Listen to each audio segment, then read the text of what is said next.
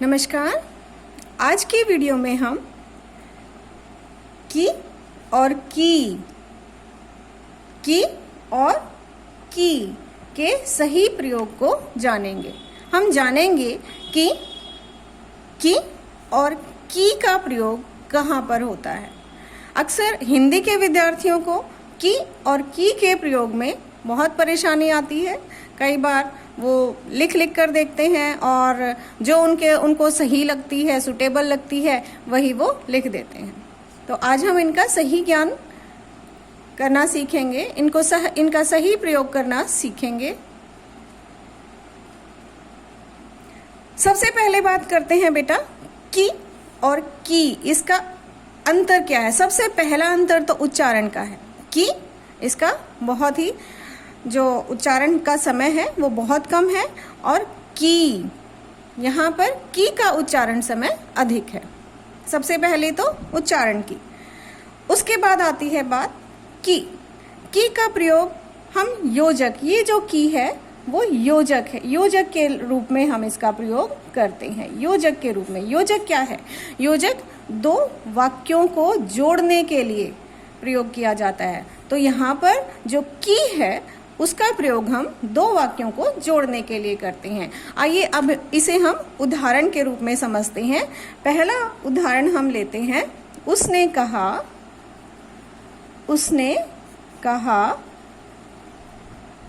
कि, उसने कहा कि मैं कल दिल्ली जाऊंगा।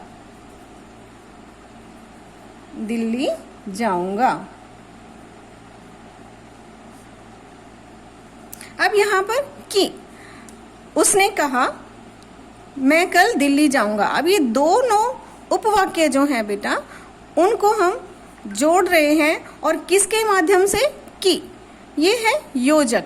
की के द्वारा हम इन दोनों वाक्यों को जोड़ रहे हैं। तो ये की हमारा जो है वो एक तरह से योजक का काम कर रहा है। दूसरा उदाहरण देखते हैं, वह इतना हंसा कि गिर गया। अब यहाँ पर भी वह इतना हंसा और गिर गया, इन दोनों को जोड़ने का काम कौन कर रहा है? की। वह इतना हंसा कि गिर पड़ा। अब इसका दूसरा जो प्रयोग है बेटा, एक तो योजक के रूप में प्रयोग हो गया कि, दूसरा जो इसका हम प्रयोग करेंगे वो है या अथवा और अंग्रेजी में आप और के लिए प्रयोग करते हैं। तो दो वस्तुओं में से किसी एक वस्तु को चुनने के लिए भी हम की का प्रयोग करते हैं।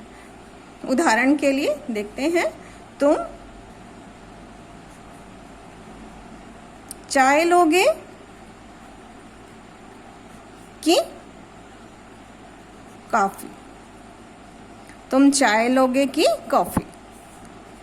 दूसरा और देख लेते हैं,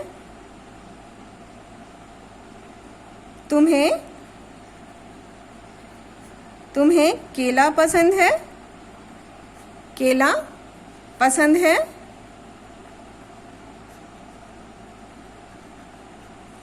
कि सेब? तो हमने जाना की का प्रयोग एक तो योजक के लिए होता है, दो उपवाक्यों को जोड़ने का जहाँ पर काम होता है कि, वहाँ पर की का प्रयोग होता है। दूसरा की का प्रयोग अथवा और के लिए होता है, तुम चाय लोगे कि कॉफी? तुम्हें केला पसंद है कि सेब? अब हम बात करते हैं बेटा की का प्रयोग कहाँ होता है। की का प्रयोग भी जैसे हमने की के प्रयोग के बारे में जाना, की का प्रयोग हम दो तरह से कर सकते हैं, योजक और या और अथवा के लिए प्रयोग करते हैं। इसी तरह की का प्रयोग भी हम दो तरह से करते हैं। सबसे पहला जो हम बात करें की,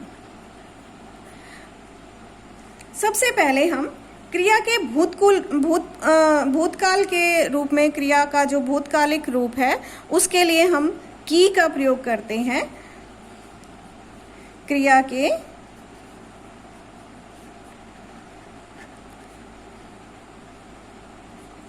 भूतकाल के लिए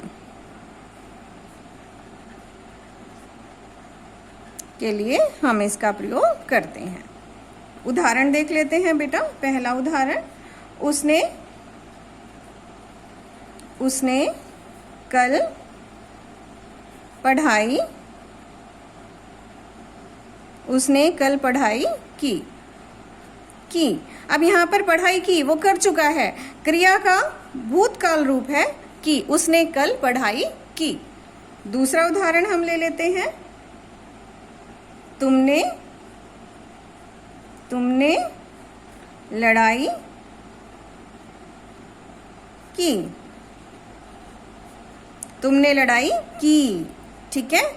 यहाँ पर बड़ी की मात्रा का प्रयोग होता है क के साथ, तो की का प्रयोग हम करते हैं सबसे पहला क्रिया के भूतकाल के लिए। दूसरा, की का प्रयोग परसर्ग के लिए भी होता है बेटा, परसर्ग के रूप में, परसर्ग के रूप में। परसर्ग क्या है? कारक की जो विभक्तियां हैं उनको हम परसर्ग भी कहते हैं। कारक की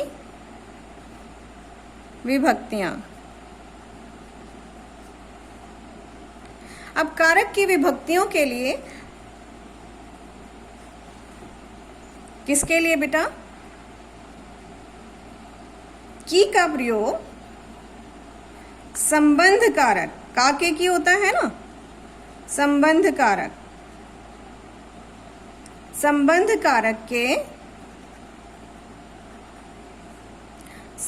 कारक के स्त्रीलिंग,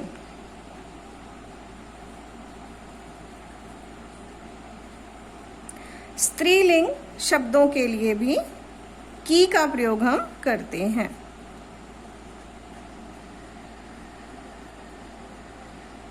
की का प्रयोग हम करते हैं। अब उदाहरण ले लेते हैं इसके भी। यह रोहन की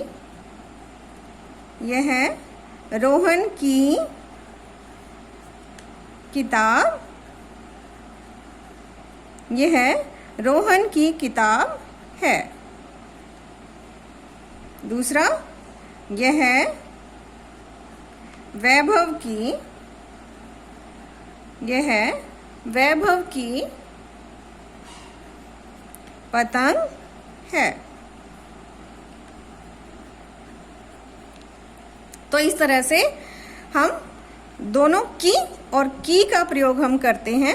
अगर उदाहरण के माध्यम से मैंने समझाने की कोशिश की है बेटा, तो आशा है आप इसके सही प्रयोग, इस वीडियो के बाद आप इसके सही प्रयोग को समझेंगे और की का प्रयोग करने में गलतियां, अशुद्धियां नहीं करेंगे। धन्यवाद।